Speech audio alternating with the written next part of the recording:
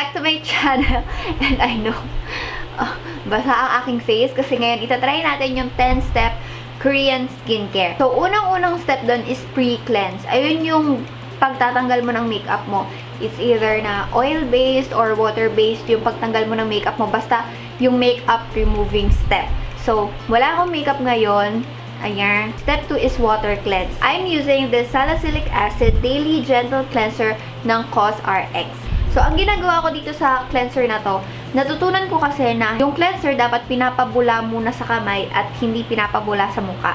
May papakita ko na lang para ma-explain ko na maayos. So, ayan siya. So, papabulain ko muna siya. I mean, gagawin nyo siyang foam cleanser. Yung mga foam cleanser kasi, medyo mahal yon. So, ang secret dito is, di ba ginaganyan ko siya? So, ganyan yung itsura niya. Wala siyang bubbles na nakikreate. So, ang tip ko doon, dagdagan nyo lang ng dagdagan ng tubig. Pero, konti-konti lang na hindi mas-strip down yung pinaka-cleanser dito sa kamay nyo. I mean, konting-konti lang. Ito na yung naipon kong bubbles, guys. Sa kakaganon ko, tsaka kaka-add ko ng tubig. Tapos, ilalagay ko lang siya sa aking cheeks, nose, dito, tsaka sa chin. Ayan. Tapos, ipapat ko na lang sa ibang parts ng face ko. So, natutunan ko to sa Wish Trend TV. Yung ring finger. And sisimulan ko siya dito sa chin. Diyan. Nang paikot. Circular motion na super gentle lang. Mas maganda pag fingers kasi tinan nyo na ano nyo dito sa gilid-gilid ng ilong, yung mga singit-singit dyan. Kasi diba madalas ginaganon lang natin na hindi na natin natatanggal lahat ng dirt. So, especially kapag nagme-makeup, kailangan tanggal yan lahat. So, step 3 is exfoliation. So, ito yung ginagamit ko yun sa Holika Gudetama Lazy and Easy Smooth Egg Peeling Gel. Kaso, hindi ko to magagamit ngayon kasi kaka-exfoliate ko lang kahapon and diba masama yung everyday nag-exfoliate. So, step number 4 is toner. Ang gagamitin natin is itong Heimish Refresh Water. So, I will just use the cotton. Habang basa pa yung face,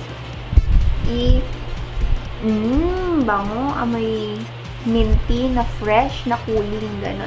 Yung toners nila moisturizing, hindi lang siya nagtatanggal ng makeup, ganon. So, ayan guys, papatuyuin ko muna siya sa aking face. Pagkatapos matuyo nung unang toner na gamit natin yung cotton pad, ilalagay ko ulit yung toner. Pero this time, ilalagay ko na siya sa palm ko. Tapos, ipapat ko siya sa aking face. Kasi diba yung toner guys, meron din siya mga nutrients na nandyan sa kanya. So, pag ginamitan mo kasi siya ng cotton, nasi-strip away lang din yung parang konting-konti lang yung nalalagay na kung ano man tawag doon, yung mga healing properties ng toner. Kung ano meron sa toner. Parang konti lang yung nalalagay niya sa face kasi nga nakalagay lang din siya sa cotton. So, mas maganda pag ipapat mo siya sa face at saka sa neck. So, natuyo na yung toner sa aking face. So, nakita nyo naman, brighten na yung face ko unti-unti. So, step number 5 is essence. So, gagamitin natin itong COSRX Galactomized 95 Whitening Power Essence. So, magpapump lang ako sa aking kamay and then rub and then lagay ulit sa face. Para ang dami ata nang nalagay ko. Ayan, as much as possible daw, sabi guys, ipapat lang daw sa face. Wala daw irarab na kung ano man. So, isa pang rule sa Korean skincare ay iintayin mo munang matuyo or mag-set sa face mo yung layer na ginawa mo bago mo pa siya patungan ng isa pa. So, step number 6 is serums. Wala kasi ako nakuhang serums, guys. So, i-move na lang natin yun. Papalitan na lang natin siya ng lip balm. Diba? Para 10 pa rin siya, guys. Pero, serum talaga yun. Step number 7 is using a face mask. Sheet mask. Nature Recipe Mask Pack Pearl ng Secret Key. So, dito matagal-tagal ito, guys. Kasi normally, 20 to 30 minutes tong nandito sa face. Isa pang trick na natutunan ko, kumuha ka muna ng konti dito. At ilagay mo dito sa eye area. Kasi 'di ba pag nagma-mask, hindi yan naabutan ng mask. So, nag 15 minutes na kaya tatanggalin na natin siya. Woo! Yes! Sobrang refreshing niya sa face, guys. Parang sobrang moisturize ng face mo, ganun. Okay, so ipapat na lang natin siya sa aking face para madikit na siya dyan. Okay, so next step is eye cream. Wala akong Korean brand na eye cream. Pero meron ako nitong Nature Essentials na eye cream. So, yun yung gagamitin natin. Open ko na yung massager. Guys, ang lamig. Kasi maulan ngayon eh. So, ang next step ay moisturizer. At ito gagamitin natin yung Nature Republic Aloe Vera Gel. Gagawa lang tayo ng super light layer lang sa face. Sabi guys, ngayon pala, ang sarap niya sa feeling kasi parang super moisturized yung face mo. Hindi siya mabigat sa face, guys. I swear. Sobrang lambot at saka sobrang bouncy ng face mo. At ang pinaka-last step kapag gabi, tuwing nighttime, yung sleeping pack. So, nakita ko sa video ni Ate Raisa Contawi na ito yung ginamit niya, yung Eliza Vega Collagen Gel Pack. Super cute niya guys kasi meron na siyang libreng spatula dyan. Sobrang liit. Jelly na jelly talaga siya.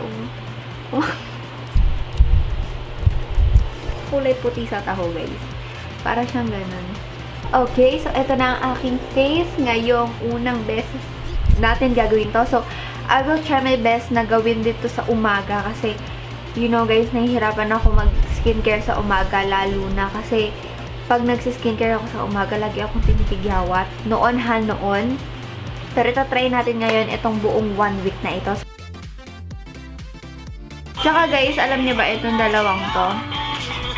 As in, red yan kahapon. Tapos ngayon flat na sila. Another love song. Meron siyang spot pero flat. Kaso guys, napapansin ko dito, meron akong maliliit, super duper liit na butlig dito. Hindi ko alam kung saan galing yon. Sorry.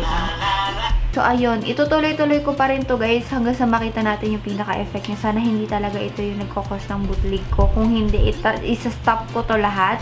Nakakabasag ng puso kasi ang dami-dami ditong products na to. Although hindi ko naman sila pinili, sinend lang to sa Style Korean. Pero guys, sobrang, I mean, kung i-convert mo to sa peso, siguro mga sa 2,000 tong mga to guys. Hindi biro to, and ito yung isang negative side nitong 10-step Korean skincare, ganyan. Alam mo yun, mahal, pero makukuha mo yung gusto mo. Kaso nga lang mahal din. Like, hindi naman natin to kailangan. Hindi naman natin lahat kailangan na gawin tong 10-step to Korean skincare na ito. Actually, nabasa ko na kaya to ginagawa ng Koreans kasi ba puro moisturizer, puro mask yung nilalagay nila. Kasi kailangan nila ng hydration. Kasi yung climate nila sa Korea ay malamig. Sa atin mainit. Like, sobrang init. Kahit nasabihin mong umuulan, bumabagyo. Alam nyo guys nga pala, hindi pa ako nakakatry ng iba pang sleeping pack. Hindi ko alam kung ganito din ba sila. Kasi ito kasi, parang super bigat at saka super sticky niya sa face. And there, tapos na ako. Night 2 done. Hi guys, good morning. So, it's supposed to be my second morning time na maglalagay ng Korean skincare. And guys, I'm sorry, pero hindi ko na kaya. Kasi itong V-line ko dito, like, ayan, diba, cheeks nakikita nyo. Pero ito, yung dulo ng jaw ko dito sa side na yan. Lagi ako nagtataka kasi hindi yan inaabot ng tigyawat, ganon. Buong mukha ko, marami ng tigyawat, tapos ito walay. And then, pagkagising ko ngayong umaga, guys, sobrang kate. Dito, ditong side, sobrang kate. Hanggang ngayon ang kate.